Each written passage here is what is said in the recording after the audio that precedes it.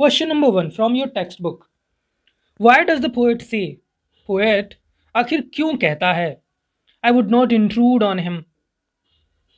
Why doesn't he offer him money to buy another ball? वो आखिर क्यों है कहता है कि मैं उसके सामने नहीं जाना चाहता, उसको फेस नहीं करना चाहता, क्योंकि वो अभी नाराज है, दुखी है। उसको वो कुछ पैसे ऑफर क्यों नहीं करता कि दूसरी बॉल वो खरीद ले? आपको पता है बच्चे की बॉल खो गई है। The boy is really shaken at the loss of his ball. बच्चा बड़ा दुखी है क्योंकि उसकी बॉल खो गई। The poet says that he will not intrude upon the boy because the boy must learn to tolerate the loss. उसको सीखना होगा कि कैसे खोई हुई चीज़ों को, खोने को टॉलरेट करते हैं, सहन करते हैं। The poet emphasises this loss. उसको खास समझते हुए इसकी व्याख्या करता है। He thinks that money can not compensate for the sense of loss, so he doesn't give the boy money.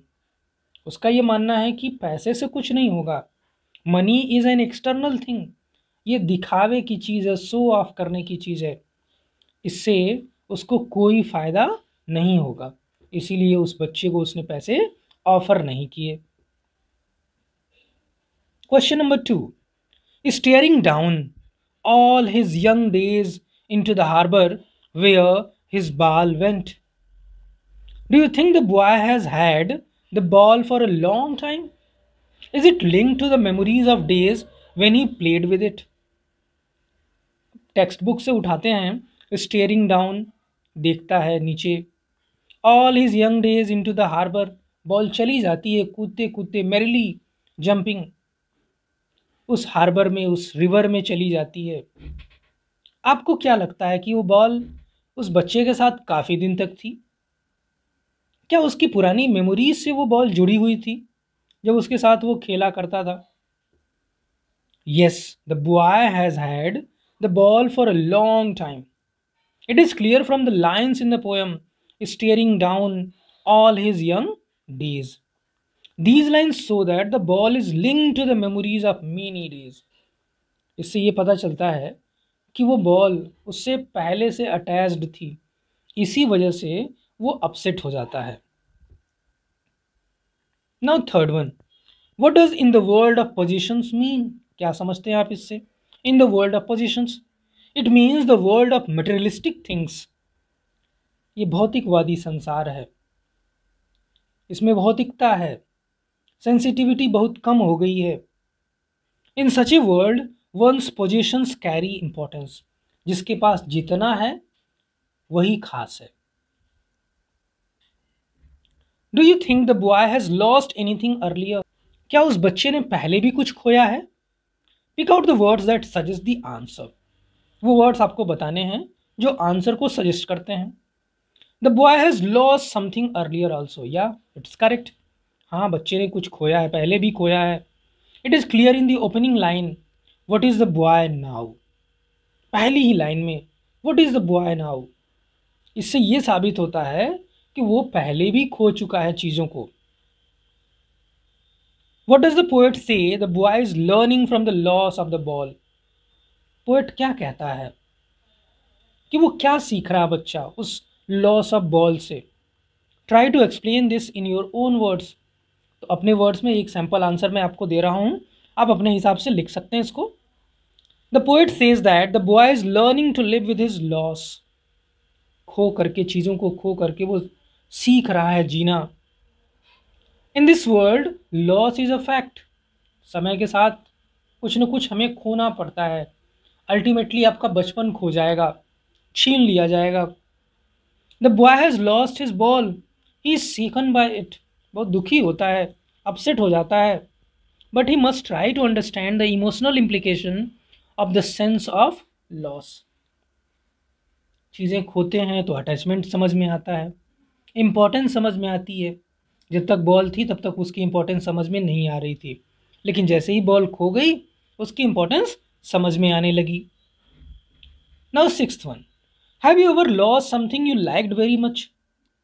आपसे पूछा जा रहा है कि आपने कभी खोया है कुछ ऐसा जिसको आप बहुत पसंद करते थे? Write a paragraph describing how you felt then. आपको एक पैराग्राफ लिखना है कि उस टाइम आपकी फीलिंग क्या थी, and saying whether and how you got over your loss. ये बताते हुए कि कैसे आपने उस लॉस को कवर किया। Answer, a simple answer I have. Yes, I have lost many things in life, but the loss of my camera will always remain fresh in my memory. आप यहाँ पे कुछ भी रख सकते हैं, कैमरा, मोबाइल फ़ोन और any such thing, bicycle. My father had given it to me on my 14th birthday. I was very happy. I showed it to many friends. One day we went to see a match. एक दिन हम match देखने गए. We went to the local bus. I placed it on my seat. Seat पे मैंने रख दिया. When the bus stop came, I left the bus and forgot the camera on the bus. Bus stop आया, उतर गया, camera भूल गया. It was lost forever. और फिर वो कैमरा हमेशा हमेशा के लिए खो गया. I remained sad for many days at that loss. उसकी वजह से मैं कई दिनों तक दुखी था, लेकिन चला गया. Now extra short answer questions. I must remind you, आपके एग्जामिनेशन में शॉर्ट आंसर में दो तरह के क्वेश्चन पूछे जाते हैं. What is the theme of the poem? The ball poem. The ball poem की थीम क्या है? ऐसे क्वेश्चंस आपसे पूछे जाते हैं एग्जामिनेशन में. Sometimes we lose things which we love and are attached to. क्या थीम है? कि हम उन चीज़ों को खो देते हैं. थीम क्या है?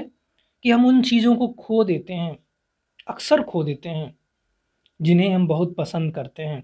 We are attach to. We must not feel disheartened. और तब हमें दुखी नहीं होना चाहिए, but try to bear the loss through self understanding. उसको सहने की ताकत अपने अंदर पैदा करनी चाहिए. By self understanding, like the boy who lost the ball. उसी तरह से जैसे उस बच्चे ने बॉल खोने के बाद सीखा. What shows that the ball was valuable for the boy? आखिर आपको कैसे ये बात समझ में आती है, कैसे लगता है कि वो बॉल उसके लिए बड़ी वैल्यूएबल थी, बड़ी खास थी?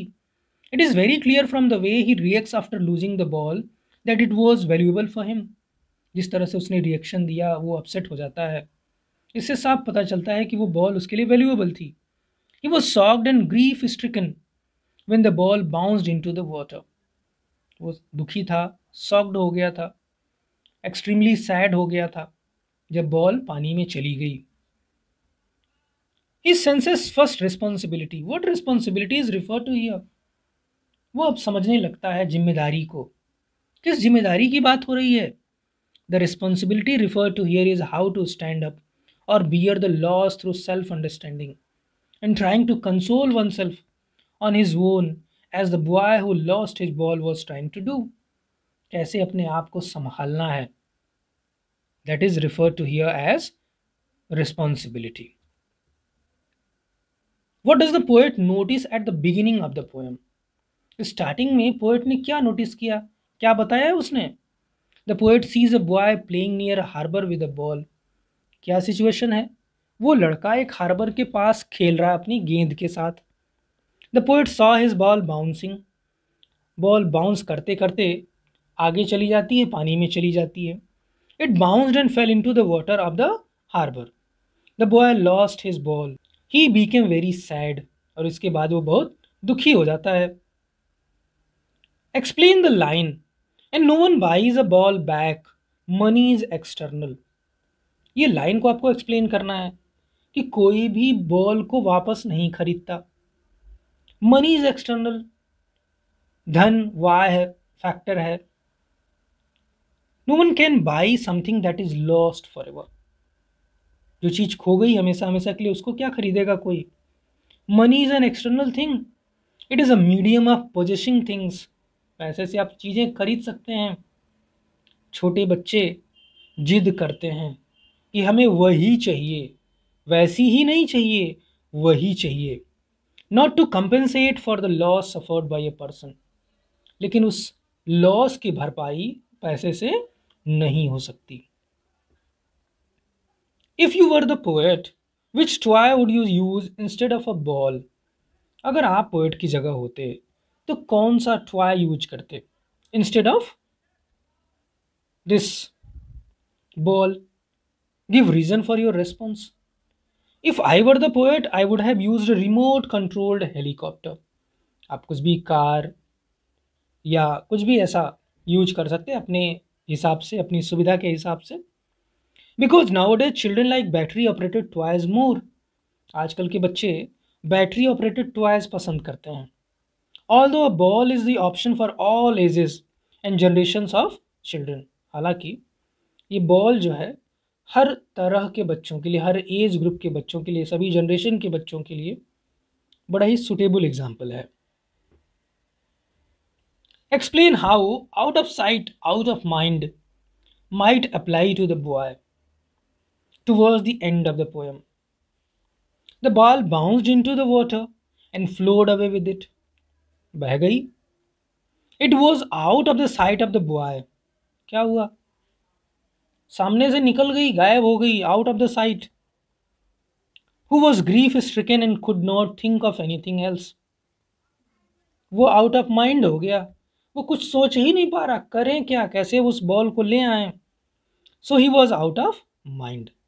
So here out of sight, the ball was out of sight and he was out of mind. A popular quote states, responsibility is self-taught. जिम्मेदारी खुद से आती है, कोई इसको सिखा नहीं सकता. How does the poem address his thoughts? कैसे ये poem depict करती है? The poem addresses a fact that one must be careful about their possessions. इस poem में बताया गया कि आपको सावधान रहना होता है अबाउट रिगार्डिंग योर पोजिशंस. जो भी चीज़ें आपके पास हैं, otherwise they can be lost. वो खो जाएंगी, खो सकती हैं. After losing the ball the boy will be more responsible. और एक बार आप कोई चीज़ खो देते हैं तो ज़्यादा रिस्पॉन्सिबल हो जाते हैं. एंड विजिलेंट, अवेयर हो जाते हैं to avoid losing something in future. फिर आपको याद रहता है कि हमें ये चीज़ नहीं खोनी है, संभाल के रखते हैं. A ball is an easily available, inexpensive thing. Then why is the boy so sad to lose it? Ball तो आसानी से अवेलेबल है, सस्ती भी है, ज़्यादा एक्सपेंसिव नहीं है. फिर भी वो बच्चा बॉल को लेके सैड क्यों है उसको खोने के बाद? The ball is an easily available and inexpensive item, but the ball was valuable for the boy. उसके लिए वो वैल्यूएबल थी, अटैचमेंट था उसके साथ. His memories of young days are associated with it. उसकी यादें जुड़ी हुई थी बॉल के साथ. It was not an ordinary but a special ball for him. ये उसके लिए कोई आम बॉल नहीं थी, स्पेशल थी, खास थी. No other ball could take its place. इस बॉल की जगह कोई और नहीं ले सकता, कोई और बॉल नहीं ले सकती. So he is sad to lose it. इसी नाते इसको खोने के बाद वो दुखी है. Why did the poet not console the boy? Poet उस लड़के को सांत्वना क्यों नहीं देता? The poet did not console the boy because the boy was too shocked and grief stricken to listen to anybody. जब बच्चा किसी बात पे नाराज होता है तो इतना जिद करता है वो कि कोई समझा नहीं सकता उसको. जब वो खुद से शांत होगा तभी कोई उसकी बात को या तो समझ पाएगा या अपनी बात को समझा पाएगा. इसीलिए जो पोएट है उसके पास नहीं जाना चाहता, उसको कोई मैसेज नहीं देना चाहता, उसको कुछ समझाना नहीं चाहता. Moreover the boy was trying to bear the loss on his own through self understanding. बच्चा अब समझने की कोशिश कर रहा है, एक अंडरस्टैंडिंग डेवलप कर रहा है अपने में कि कैसे चीज़ें खोती हैं और कैसे उसको बेयर करना है. Which is much more reflective and lasting. ये ज़्यादा इम्पॉर्टेंट चीज़ उसको दिखी कि वो खुद से समझ रहा है कि चीज़ें कैसे खो जाती हैं. The poets consoling would not have been that effective. अगर पोएट उसको समझाने की कोशिश करता कुछ तो शायद इतना इफेक्टिव नहीं होता ये. वाई डज द पोएट से balls will be lost always? Poet ये क्यों कहता है कि बॉल तो हमेशा खो जाती है? Here balls are symbols of man's possessions. जो भी आपके पास है, ह्यूमन के पास है possessions. Some things are dearer to us than the others. उसमें से कुछ चीज़ें बाकी चीज़ों से बहुत ज़्यादा प्रिय होती हैं. But nothing is permanent in life. लेकिन कुछ भी परमानेंट नहीं है, टेम्पोररी है. We may lose our dear things, यहाँ तक कि लोग, जो प्रिय लोग होते हैं वो भी चले जाएंगे। Then we suffer from a sense of loss, और तब हमें खोने का गम होगा। That is why the poet says balls will be lost always. तो ये पोजेशंस हमेशा खो जाते हैं। What is the main idea of the poem? इस पोएम का मेन आइडिया क्या है? The main idea of the poem is the sense of loss. The sooner man learns to tolerate it, जितनी जल्दी आप इस बात को समझ लें द बेटर इट इज़, उतना ही अच्छा है। When we lose something we feel very sad, जैसे हम कोई चीज़ खोते हैं बहुत दुखी होते हैं। But later we learn to live with it, बाद में हम सीख जाते हैं इसके साथ जीना। In this poem the boy loses his ball and the poet wants him to learn the bitter truth of life. इस पोएम में बच्चा अपनी बॉल खो देता है, और जो पोएट है चाहता है कि वो सीखे संसार के कड़वे सच को। Recount your reaction to the loss of a favourite object. याद कीजिए जब आपने आपकी फेवरेट चीज़ खोई थी as a very young child, would you have behave the same way now? क्या आपने वैसे ही बिहेव किया था? Explain with reason. As a young child I felt upset after losing my favourite toy car. जब मैं छोटा बच्चा था तो मेरी फेवरेट जो कार थी वो मैं खो देता हूँ, अपसेट हो जाता हूँ। I did not feel like playing with any other toy, कुछ और अच्छा नहीं लग रहा था मुझे। Now I am sensible enough to accept the losses in life. अभी मैं समझ चुका हूँ, अब मैं एक्सेप्ट कर लेता हूँ खोने वाली चीज़ों को। खो गई तो कोई बात नहीं, ज़्यादा दुख नहीं होता अब जैसे पहले होता था। Although it is difficult to let go of something और someone that is close to our heart. हालांकि जो हमारे करीब है, चाहे वो कोई व्यक्ति हो या कोई वस्तु हो, उसको खोने का गम तो होता है।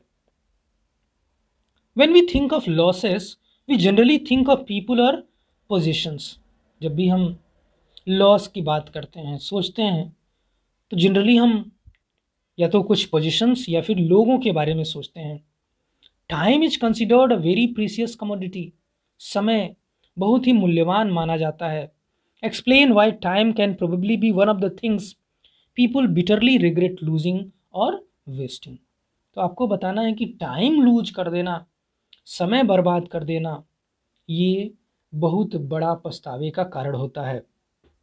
It is often said that time gone never comes back. एक बार समय चला गया वापस नहीं आता। Thus it is very precious commodity. Those who do not complete their task on time regret later because incompletion में रिजल्ट इन लूजिंग मनी। अगर आप अपना काम टाइम पे नहीं करते हैं, जब टाइम पे काम नहीं करेंगे तो आपको परेशानी होगी, आपका नुकसान हो सकता है, चाहे वो मॉनिटरी नुकसान हो, आपका स्टेटस हो या self satisfaction. For instance children who waste their time through the year regret during exams. अगर एग्जाम्पल के तौर पे देखें, जो बच्चे पूरे साल अपना समय बर्बाद करते हैं वो एग्ज़ाम के टाइम दुखी होते हैं, पछताते